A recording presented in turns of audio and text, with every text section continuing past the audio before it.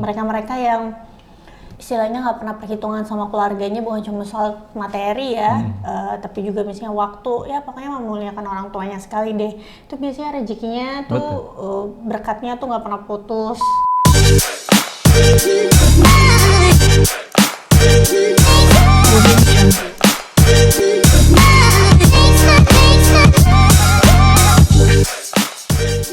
Hai, kembali lagi sama aku Olivia Louis di segmen obrolan dapur. Tema kita hari ini adalah Sandwich Generation, stop di kita. Tentunya aku nggak sendirian karena ada suami aku. Gue Peter. Oke, jadi hari ini kita mau ngobrol-ngobrol karena ini adalah request dari temannya Peter sih sebenarnya, bahas tentang Sandwich Generation. Kayaknya ini tuh jadi sesuatu yang banyak orang Indonesia itu alamin ya, seperti itu. Ya. Kalau kita tuh Sandwich Generation nggak sih? Kayaknya semua orang deh harusnya.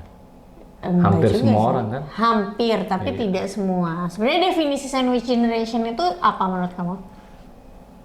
Ya, sandwich generation berarti kan ada orang tua, kita, terus ada keturunan kita kan, di bawah kita istilahnya.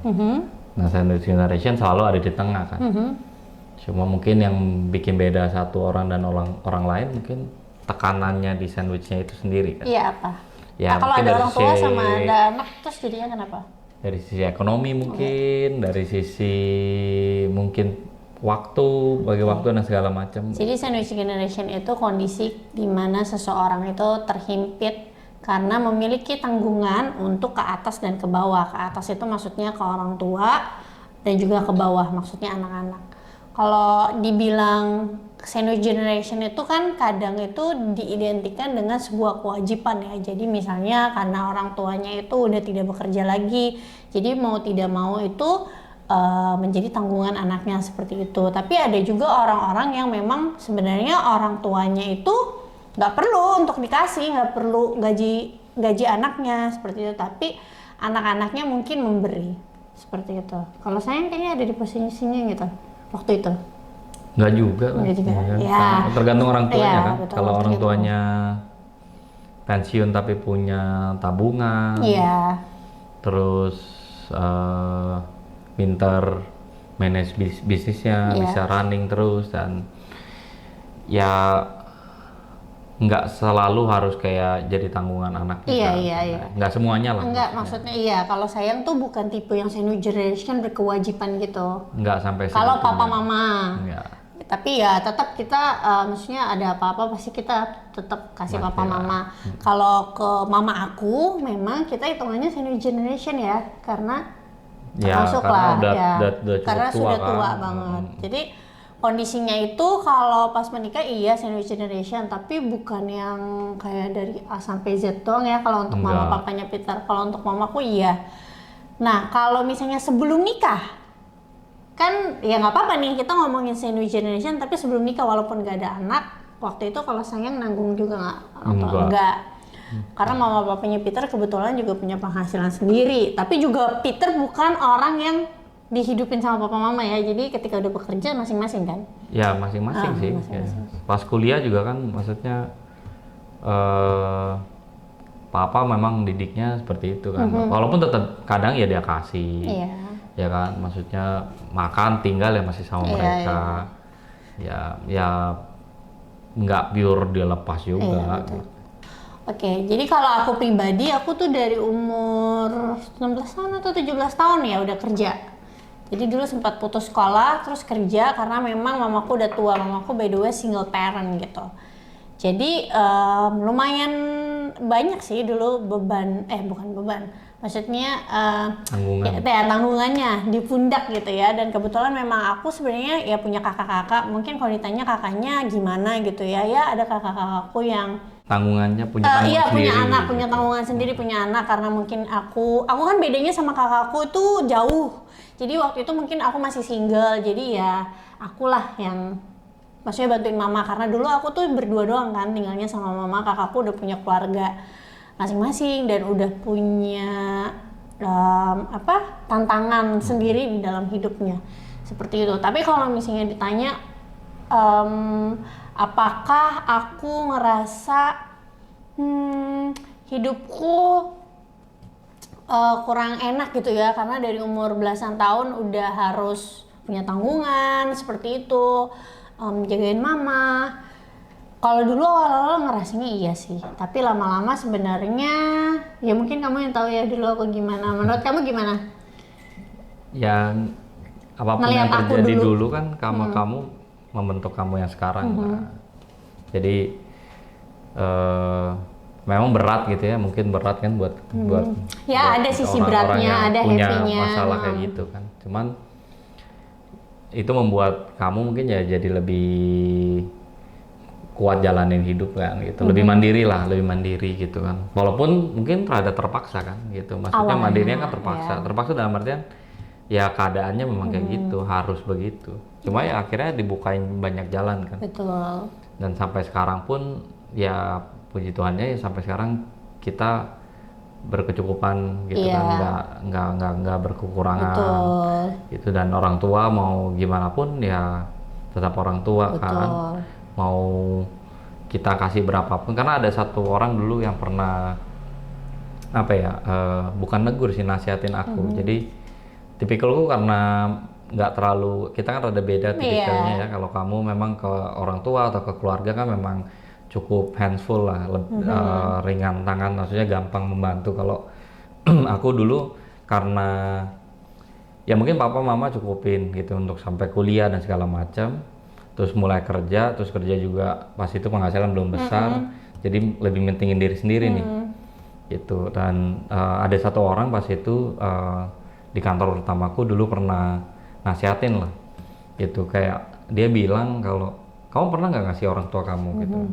Terus aku bilang kan dia penghasilannya belum cukup lah gitu, mau ngasih apa gitu. Dan dia bilang ke aku, kasih aja permen, dia bilang. Kasih aja yang murah, apapun itulah. Karena orang tua kan mungkin nggak semua ya, tapi kebanyakan orang tua pastinya akan sangat senang sih kalau Iya. dibantu anaknya ya, apapun itu bentuknya. Mungkin bukan uang, mungkin waktu, mungkin kebersamaan gitu dan segala macam sih. Jadi mungkin dengan begitu membuat kita rezekinya lebih lancar lah di depannya gitu. Makanya ya Ya kalau membentuk waktu kita kamu gitu. pacaran sama aku kan ngeliat aku kan, aku dulu tuh waktu nikah sama Peter, aku ada ngomong sama dia kan di mobil, aku ingat banget tuh pas kita ngerencanain mau nikah, aku bilang sama dia, aku kan hidupnya kan gak sendiri, dia aku jadi mau nangis. Ada mamaku kan.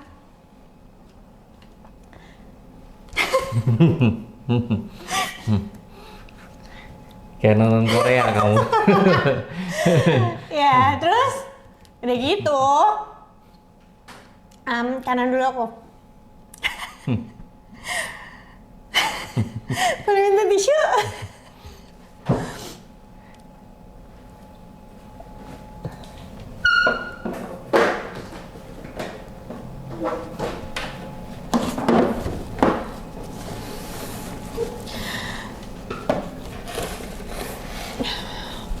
Karena kan kita dulu pas nikah, keputusannya itu kan aku diem di rumah gitu ya. Jadi aku bilang sama Peter di mobil, karena aku kan hidupnya nggak sendiri. Karena aku ada mama gitu. Tanya dia, kira-kira dia keberatan nggak untuk, karena nggak mungkin kan ketika aku nikah, maksudnya lepas tanggung jawab ke mama. Tuh. Terus apa namanya, ya Peter saat itu okein kayak gitu. Jadi nangis. Ya udah, singkat ceritanya seperti itu. Makanya bersyukur juga dapat suami kayak Peter. Jadi sebenarnya kalau kayak masalah sandwich generation atau misalnya punya tanggungan, itu memang baiknya harus diomongin ya di awal sebelum nikah supaya nggak jadi miskomunikasi, ya nggak sih? Ya harus. Memang nggak gampang juga kan. Nerimanya pun nggak gampang. Tapi waktu itu kamu perasaannya gimana? Apalagi, ini jujur aja ya teman-teman, dulu itu Peter tuh, makanya dia jago banget nabung, karena dia orangnya tuh perhitungan banget ya, seperti yang tadi dia bilang, aku tuh orangnya ke keluarga tuh yang, ya gampang lah gini-gini. Kalau Peter tuh nggak, bertolak belakang banget dulu ya sama aku. Tapi waktu itu pas aku ngomong gitu, kamu gimana? Ya berat, kalau jujurnya berat lah. Maksudnya dalam artian ya kita kayak mau nikah ada istilahnya tanggung jawab tambahan lah gitu ya. Tapi at the end ya dijalanin aja ya, dan bersyukurnya gini, walaupun kita mungkin awalnya berat ataupun kurang ikhlas lah, quote unquote. Pastilah, namanya juga kan manusiawi lah orang ya. di luar kan. Ya, kita kan nggak munafik lah, Ya, jadi betul. maksudnya ya harus ikhlas ya, kan ikhlas itu sesuatu proses juga gitu kan. Awalnya berat, terus dijalanin, ya puji Tuhannya ya banyak rezeki lah gitu kan. Rezekinya nggak pernah stop gitu ya. Ya, selalu gitu. cukup lah. Kalau Kita nggak ada- ngomong uangnya doang ya, tapi peluang segala macam tuh banyak yang muncul gitu.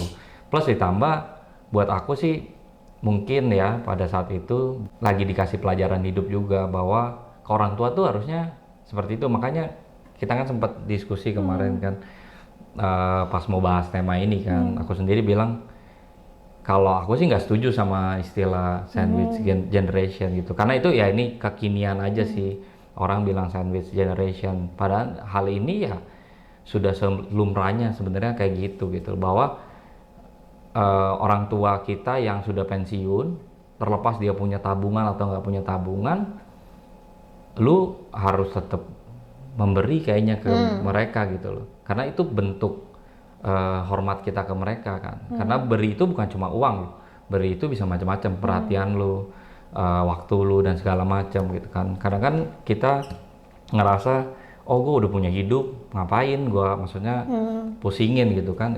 Nah, aku pun bisa berpikir gini karena mungkin nikah sama kamu dan ya ada mama kamu dan segala macam, dan aku pun ngerasa gitu bedanya sama orang tua seperti apa kan. Dulu mungkin yang ya udahlah mereka juga cukup gitu kan, mereka nggak perlu gua ada selalu gitu kan.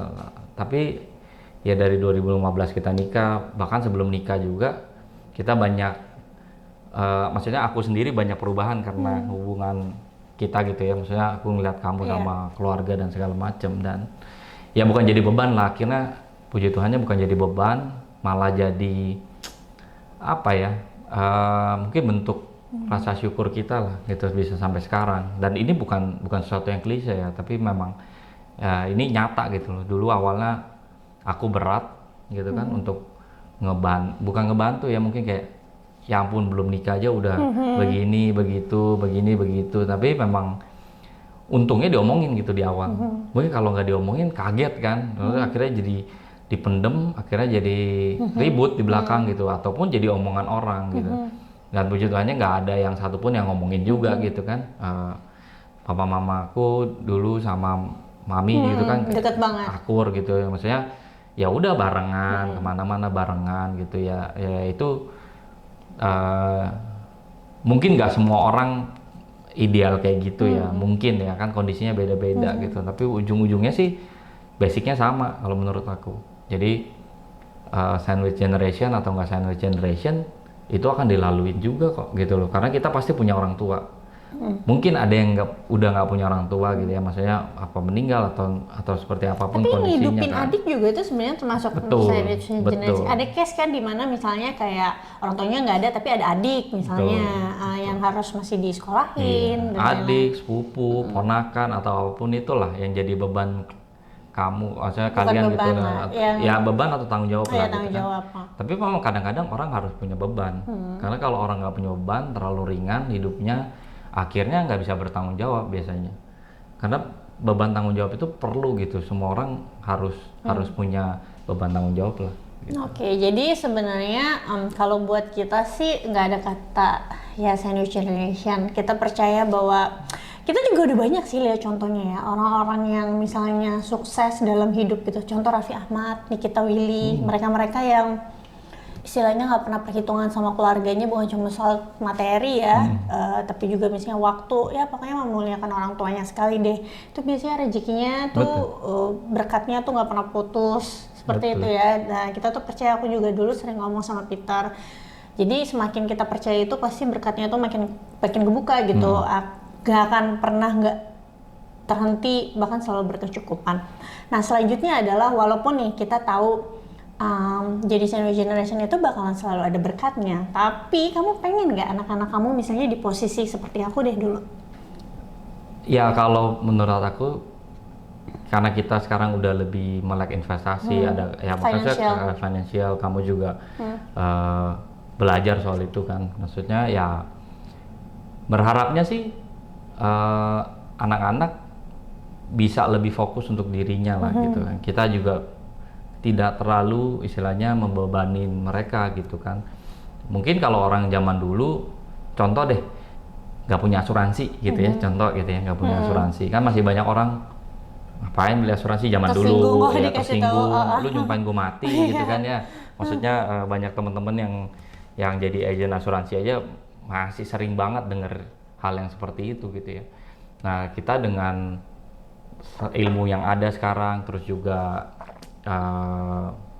pengetahuan yang banyak soal itu, ataupun teman-teman yang banyak juga, ya pengennya sih anak-anak bisa lebih baik lah dari kita ngadepinnya, karena tantangannya kan ke depan makin berat. Betul. Gitu. Persaingannya juga lebih susah dibanding zaman kita hidup gitu. Jadi kalau bisa biar mereka fokus mengejar mimpi-mimpinya mereka, karena seperti yang aku juga sering ngomong di Instagram, mungkin kasih tahu ke suami bahwa mereka juga kan nantinya punya keluarga yang harus mereka hidupin, baik Charlotte maupun Clement, mereka harus bisa sama-sama bisa cari uang ya harus bisa bertanggung jawab untuk keluarganya. Jadi nggak usah mikirin kita itu kenapa. Memang kita itu semenjak kenal investasi dan juga melek finansial ya udah mulai nyisihin lah setiap bulannya gitu secara rutin untuk dana pensiun kita gitu, dan juga tentunya proteksi. Jadi proteksi ini ya memang kalau amit-amit ya terjadi resiko misalnya sama mama atau sama papanya, karena sumber pendapatan terbesarnya kan sebenarnya dari Peter. Jadi kalau misalnya ada apa-apa sama papahnya jangan sampai. Ya bentar lagi kamu deh. Enggak, masih jauh guys, enggak, tenang aja, masih jauh, apalagi sekarang gua tambah jauh. Terus udah gitu, ya bisa apa tadi aku mau jadi lupa. Oh ya, kalau papanya terkena resiko gitu, anak-anak masih bisa tetap melanjutkan sekolah. Karena ini aku belajar sebenarnya dari salah satu case-nya temanku sih. Jadi aku punya temen, salah satu kebetulan dia tuh papanya meninggal ketika dia masih usianya cukup muda gitu ya. Tapi dia masih bisa melanjutin kuliah, akhirnya ke luar negeri. Karena papanya itu ternyata sudah siapin proteksi asuransi jiwa seperti itu. Jadi sama mamanya ketika asuransi jiwanya itu keluar, ketika papanya terkena resiko meninggal, itu uangnya langsung disimpan dan bisa dia pakai untuk melanjutkan studinya ke luar negeri seperti itu. Jadi ya kita juga pengennya kayak gitu ya. Yang penting tuh sebenarnya bukan untuk hidup bermewah-mewah atau apapun itu, yang penting pendidikannya anak-anak itu terpenuhi. Kalau masalah nanti biaya hidupnya gimana, kalau misalnya kita terkena resiko, ya itu masih bisa dicari lah sama-sama ya. Yang penting lebih ke untuk masa depan anak-anak. Gitu aja sih pesan dari kami. Jadi menurut kamu nih, kalau tadi aku udah bilang ya 2 sih sebenarnya, kalau kita mau stop sandwich generation di kita aja, ya kita harus nggak cuma mikirin hidup untuk hari ini, tapi juga di masa yang akan datang. Karena nanti ketika kita tua ya, kita tuh tetap butuh pendapatan, walaupun kita nanti belum tentu punya kerjaan lagi atau punya bisnis gitu. That's why kita ya harus bisa siapin passive income atau ningkatin aset dan juga proteksi ke depannya. Mungkin saya mau nambahin? Ya, sama lah. Maksudnya kalau untuk stop mungkin, ya kalau mau stop sandwich generation yang nggak berkembang biak ya, gitu kan. Maksudnya nggak punya anak dan segala macam, karena banyak anak zaman sekarang kan berpikiran gitu betul. Ya, child free dan segala macam. Tapi again kita bicara yang normalnya lah gitu ya, orang normalnya mungkin berumah tangga, punya anak, tetap punya orang tua juga gitu kan. Percaya aja gitu kan bahwa sandwich generation ini bisa di manage lah dengan baik gitu, karena sandwich ini kan kayak lapisan ya gitu kan. Kalau kita manage dengan baik, ya masing-masing lapisannya akan berfungsi dengan sesuai fungsinya gitu kan. Layer pertama apa fungsinya, maksudnya rasanya kan, flavornya itu jadi sandwich itu kan sesuatu yang kita makan yang enak tuh dimakan gitu. Kalau semuanya berfungsi baik, di manage baik, pasti jadi sesuatu yang bermanfaat gitu. Jadi nggak usah kalau menurut aku sih nggak usah khawatir lah sama itu. Tetap jalanin aja kayak biasa. Tapi ya kita dengan kemajuan teknologi sekarang, ilmu yang di mana-mana, walaupun ya nggak semua ilmu harus kita serap ya, belum tentu benar juga dan belum tentu cocok sama kondisi kita. Jadi dilihat kondisi kitanya seperti apa, keluarga kita seperti apa, kemampuan kita sampai mana, baru deh kita pikirin nih, kalau nanti punya anak, baiknya gimana ya gitu, apa dana pendidikannya, atau oke, kita single income nih atau double income. Bisa proteksi dari insurance, atau misalnya kita harus cari side hustle nih untuk dapat penghasilan tambahan yang even kita tidur pun penghasilannya bisa terus jalan, misalnya punya e-commerce dan macam-macam lah gitu ya. Itu sih jadi apa ya, mungkin jadi solusi lah ya gitu kan untuk manage kondisi kita saat ini gitu sih. Oke. Makasih tipsnya. Oke guys, sekian dulu episode obrolan dapur kali ini. Jangan lupa like, subscribe, dan komen. Dan kalau misalnya kamu punya cerita tentang kamu yang jadi sandwich generation dan apa tips kamu untuk stop sandwich generation tersebut di diri kamu, jangan sampai keturunan kamu, bisa tulis di kolom komentar ya. Aku pamit undur diri. Bye. Bye.